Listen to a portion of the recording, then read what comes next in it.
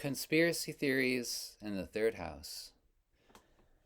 I argued a bit with someone recently about whether or not the moon landings were a hoax. I've always felt vehemently that they were real and wanted to be able to argue my point of view more effectively. So I started researching.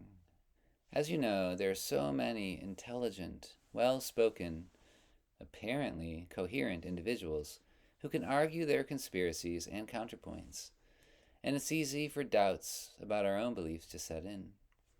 This is troubling, as part of us wants to just eradicate the opposition. But that's not really honest sometimes, is it?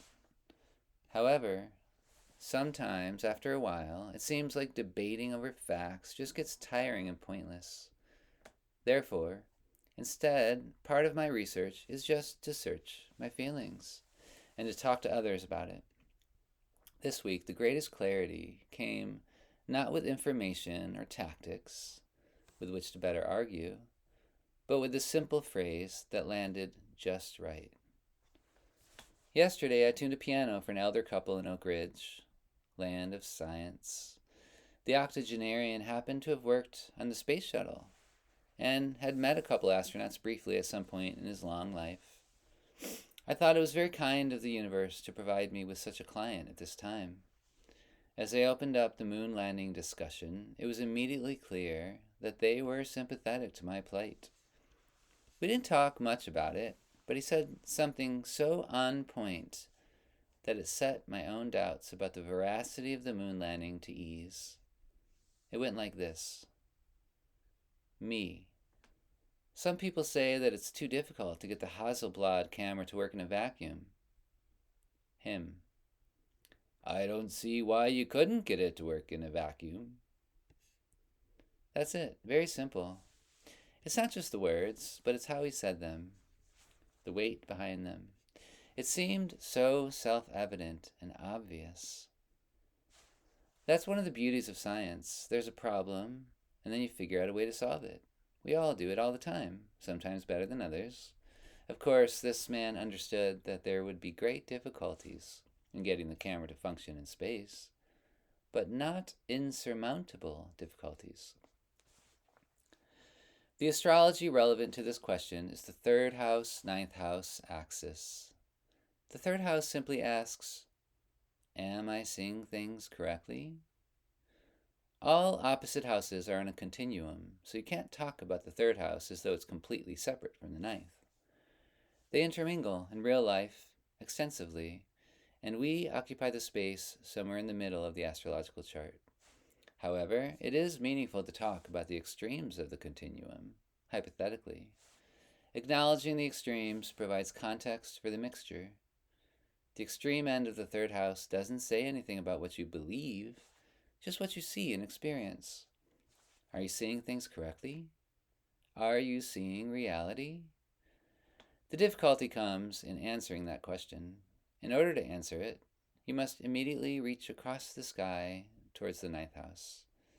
As soon as you do that, you begin to leave the third house, to leave the question, and formulate inclinations towards belief, or a specific way of thinking, which almost inevitably leads to beliefs, including philosophies and religious ideas, the realm of the ninth house.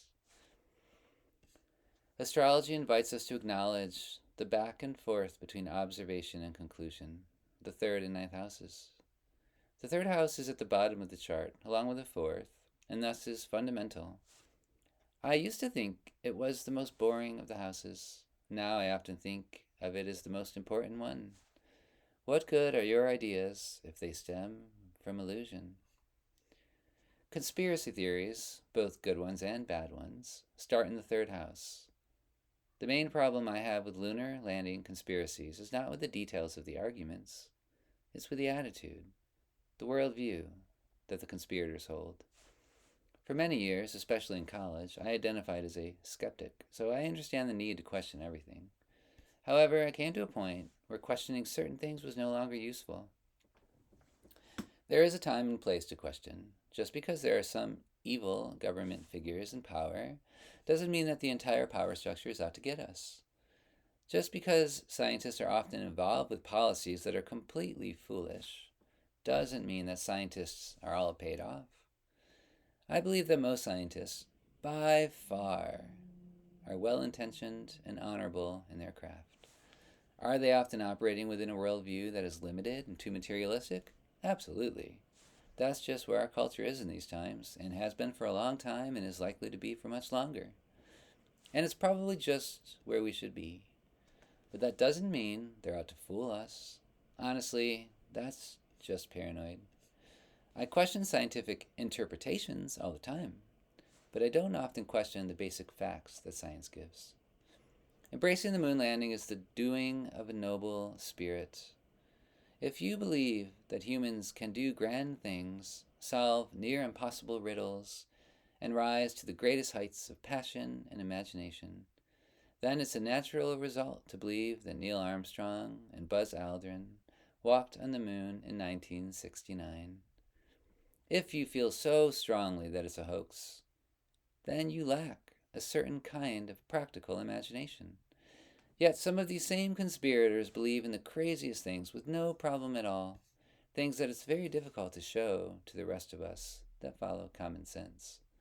They shun mainstream wonders in favor of non-conventional fancies. Humans landed on the moon. It's not an interpretation, it's just a fact. If you want to argue against it, then please just go spend some time questioning your own motivations first. To gain astrological insight, look to see what sign lies in your third house, which planet guides that sign, and where that planet lies in your natal chart. Also, look at which planets occupy the third house. Analyze the relationships that all these points have with each other, or to other points in the chart. But most importantly, just repeatedly ask yourself the question, am I seeing things correctly?